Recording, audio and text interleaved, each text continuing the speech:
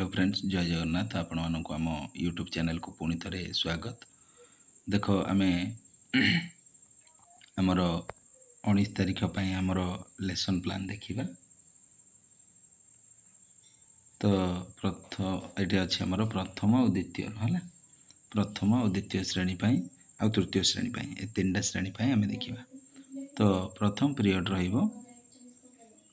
प्रथम और द्वितीय पीरियड तो प्रथम पीरियड भाषा प्रथम है। तो प्रसंग बड़ किए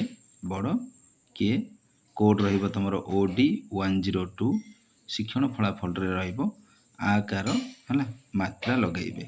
अदिति लिखिब किए केउं पक्षी सकाळ हेबारे सूचना दे थाए है। तापर बोधरे लिखिब प्रसंगटीर आलोचना करिवे है। तापरे नेक्स्ट आसो अभ्यास अभ्यास रे लिखिब आकार मात्रा दियो है। रज पर एमती एटा को आकार मात्रा दब है। तापर आसो प्रयोग प्रयोग रे आसो गार टाणी जोड़िया को है। जादव पैड़ बरसा है एमती लगे कर। तापर प्रसार रे आसो आकार लगे कि 5टा शब्द लिखिए। टीएलएम रे आसो शब्द कार्ड यूज कर। ठीक अच्छे नेक्स्ट देखा। सेकेंड पीरियड तुम भाषा द्वितीय है कांचन मौसी घर है ओडी येलो कोड ओडी 202 है। तापर अंच और अंचयुक्त शब्द जानवे है। तो यहाँ हम तुम शिक्षण फलाफल रे। तापर आसो अदिति तुम मार भौणी तुमर कौन हे प्रश्न पचार। तापर बोधरे आसो प्रसंगटीर आलोचना करेंगे है। देन अभ्यास अभ्यास रे अंच युक्त 5टी शब्द लिखा कहे। तापर प्रयोग रे पंचम अंचल गुड़ा लगे पूरा कौन जोग करके लिखा कहे। प्रसार तुम एक प्रथम अनुच्छेद टी लिखा आने कह। टीएलएम हिसाब से शब्द कार्ड आ पाठ्यपुस्तिका को यूज कर।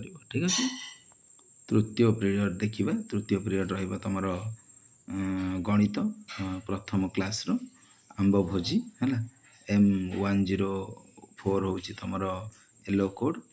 तापर शिक्षण फलाफल लिखिब सानू बड़ क्रम पे लिखिबे। तापर अदिति लिखिबे एक पर क्रम संख्या गुड़ी को कहब है एक तापर कौन आसो एमती क्रम कहे। तापर बोधरे आसो तुम संख्यार क्रम संबंध में धारणा देवे है। तापर अभ्यास रे तुम चित्र दब चित्र खाली स्थान पूरण करिया को दब एटा ए अनुसार खाली स्थान पूरण करेंगे। तापर प्रयोग रे आसो तुम सानू बड़ क्रम सजे लिखा दब है 8 2 3 1 4 एटा सजे लिखा कह। तापर प्रसार रे तुम 1 ठारू 10 पर्यंत सब संख्या गुड़ी को लिखि आने कहे। तापर टीएलएम हिसाब से संख्या कार्ड और पाठ्यपुस्तिका को यूज करेंगे। ठीक अच्छे चतुर्थ पीरियड तुम गणित द्वितीय क्लास संख्या सहित मजा है। तार येलो कोड M204। तापर शिक्षण फलाफल संख्या संरचना को बुझीबे। तापर तुम आसो अदिति अदिति लिखिब 10 ठीक परवर्ती 5टा संख्या क्रम लिखा कहवा कहे। तापर बोधरे संख्या क्रम संरचना संबंध में धारणा पाइबे। ठीक अच्छे तापर अभ्यास अभ्यास रे प्रश्न देवे प्रश्न देकी शून्य स्थान पूरण करिया को कहे। ठीक अच्छे तापर प्रयोग प्रयोग रे आसो तुम संख्या क्रम टी पूरण करिया को देवे 10 20 एमती संख्या क्रम को से माने पूरण करेंगे। तापर प्रसार रे 1 ठारू 100 पर्यंत लिखा कहे। तापर संख्या चार्ट व्यवहार करेंगे टीएलएम हिसाब से आ पाठ्यपुस्तिका को यूज करेंगे। ठीक अच्छे नेक्स्ट जीवा। तापर पंचम पीरियड आसो तुम भाषा है भाषा यहाँ हम माटी आमर माँ तार कोड OD 304 एटा है पंचम पीरियड तुम है माटीर व्यवहार जानवे शिक्षण फलाफल रे। तापर अदिति लिखिब आमर किए क्षीर दे आमको किए क्षीर दे थाए। तापर बोधरे आसो प्रसंगटीर आलोचना करा।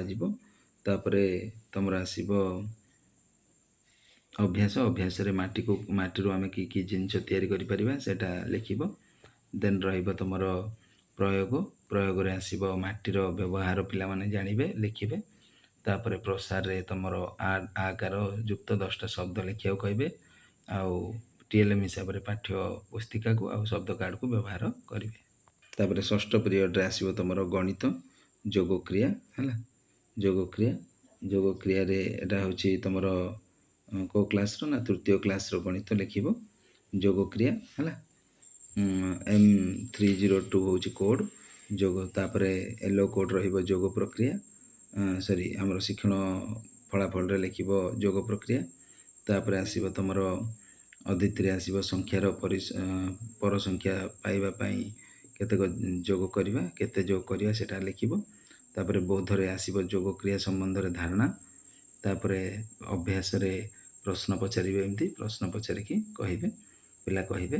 ତାପରେ ପ୍ରୟୋଗରେ ଆସିବ ତୁମ ଶ୍ରେଣୀରେ 18 ଜଣ ଛାତ୍ରଛାତ୍ରୀ ଓ 15 ଜଣ ଛାତ୍ର ଅଛନ୍ତି, ମୋଟ ଛାତ୍ରଛାତ୍ରୀ ସଂଖ୍ୟା କେତେ ଯୋଗ କରିକି ପିଲା କହିବେ। ତାପରେ ପ୍ରସାରରେ ଯୋଗ କର ଦେବେ ପ୍ରଶ୍ନ କେତେଟା ହେଲା। TLMରେ ସଂଖ୍ୟା କାର୍ଡ଼ ଆଉ ସଂଖ୍ୟା ଚାର୍ଟ ଆଉ ପାଠ୍ୟପୁସ୍ତିକାକୁ ବ୍ୟବହାର କରିବେ। ତାପରେ ନେକ୍ସଟ ଯିବା ସପ୍ତମ ପିରିୟଡ଼। ସପ୍ତମ ପିରିୟଡ଼ ରହିବ ତୁମର ଇଂଲିଶ ହେଲା। ବିଗ୍ ଲେଟର ଏଇଟା ହେଉଛି କ୍ଲାସ୍ 3ର 302 ହେଲା। ତା ଭିତରେ ୟେଲୋ କୋଡ଼୍ ରହିବ 302। ତାପରେ ଶିକ୍ଷଣ ଫଳାଫଳରେ ଲେଖିବ ନୋ ଏବାଉଟ୍ ଇଂଲିଶ ଲେଟର ବିଷୟରେ ଜାଣିବ।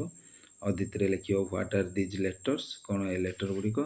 ତାପରେ ବୌଦ୍ଧରେ ଲେଖିବ ଏକ୍ସପ୍ଲେନ୍ କ୍ୟାପିଟାଲ ଲେଟର ଗୁଡ଼ିକୁ ଲେଖିବ ହେଲା। ତାପରେ ଅଭ୍ୟାସରେ ପ୍ରାକ୍ଟିସ୍ କ୍ୟାପିଟାଲ ଲେଟର ଗୁଡ଼ିକୁ ପ୍ରାକ୍ଟିସ୍ କରିବେ ପିଲାମାନେ।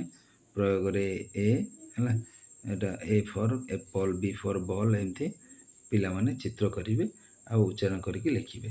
ତାପରେ ତୁମର ଆସିବ ପ୍ରସାରରେ A to Z ପର୍ଯ୍ୟନ୍ତ ଲେଖିବେ ଆଉ ଆଲଫାବେଟିକାଲି ତାଙ୍କେ କ'ଣ କରିବେ, A ଫର୍ କ'ଣ, B ଫର୍ କ'ଣ କହିବେ। ଦେନ୍ ପ୍ରସାରରେ ହେଇଗଲା। ତାପରେ TLMରେ ଇଂଲିଶ ଆଲଫାବେଟ୍ କାର୍ଡ଼ ନେବେ ଆଉ ତୁମର ଲେସନ୍କୁ ମଧ୍ୟ ନେଇପାରିବେ। ଇଂରାଜୀ ବର୍ଣ୍ଣ ମଧ୍ୟ ଶିକ୍ଷାକୁ ନେଇପାରିବେ ହେଲା, ଇଂରାଜୀ ବର୍ଣ୍ଣମାଳା ଶିକ୍ଷା। ଠିକ୍ ଅଛି, ବହିଟିକୁ ନେବେ। ଆଶା କରୁଛି ଭିଡ଼ିଓଟି ତୁମମାନଙ୍କୁ ବହୁତ ଭଲ ଲାଗିଥିବ। ଆଉ ଯଦି ଭଲ ଲାଗୁଛି ଅଧିକ ମାତ୍ରାରେ ଲାଇକ୍ ସେୟାର କରିବାକୁ ଅନୁରୋଧ ରହୁଛି। ଜୟ ଜଗନ୍ନାଥ।